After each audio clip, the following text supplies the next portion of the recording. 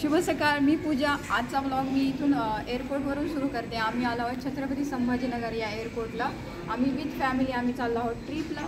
So आमचा video हा continue बघा। आम्ही ट्रिपला काय काय मजा करणार आहे मी या व्हिडिओमध्ये तुम्हाला दाखवेल। Stay tune.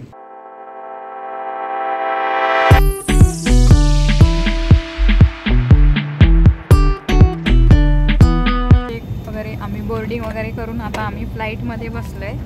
आता 7:40ला आमचे फ्लाइट टेक ऑफ करणार आहे। बसलो बाई एकदाच विमानात।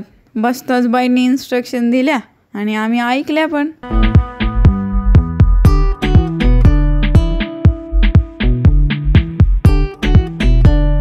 मग काय विमान निघालं दिल्लीला।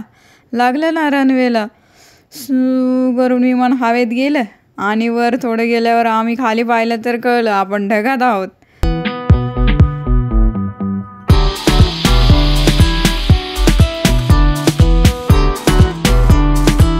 मग काय आलं ना नाश्ता। त्यात आम्ही घेतला व्हेज नाश्ता।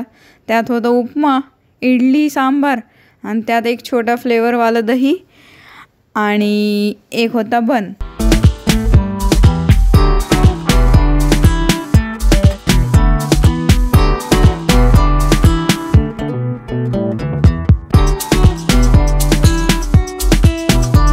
आणि नाश्ता पाणी होताच आलं ना दिल्ली। आम्हाला वाटलं स्टॉपच आहे। मग पायलटने अनाउन्समेंट केली, वी आर लँडिंग, कुर्सी की पेटी बांध लीजिए। आणि आम्ही ती बांधली आणि उतरलो ना एकदाच दिल्लीला।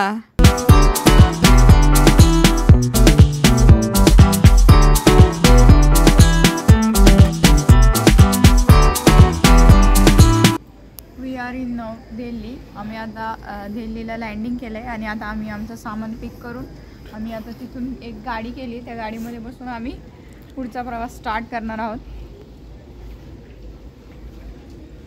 हे आहे दिल्लीचं एअरपोर्ट।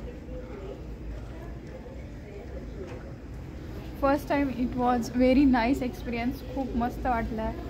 खूप असं नुसतं जस्ट बसलो आणि लगेच दिल्ली पण आलं, त्यामुळे जास्त नाही पण मजा आली खूप। 2 तासाची जर्नी होती यामध्ये। तर 2 तासामध्ये म्हणजे आम्हाला त्यांनी 25 मिनिटं आधीच सोडलं इथे।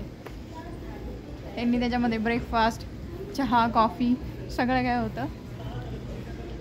दिल्लीचं एअरपोर्ट खूप मोठं होतं। तिथे भरपूर प्रकारचे वॉल आर्ट्स वगैरे होते। सो आम्ही भरपूर फोटोज वगैरे काढले आणि त्यानंतर आम्ही आमचं लगेज कलेक्ट केलं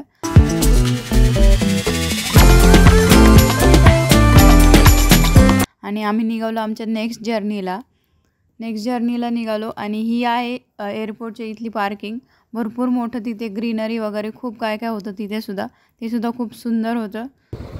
आता आम्ही एअरपोर्टमधून बाहेर पडलो आहे आणि आम्ही ही गाडी बुक केली होती। या गाडीमध्ये आम्ही आमचं सामान ठेवलं आणि इथून पुढे आमची जर्नी आता सुरू झाली आहे।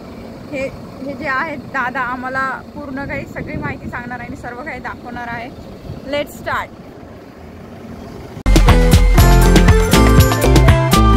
12-13 तासांचा प्रवास करून आम्ही पोचलो मनालीला।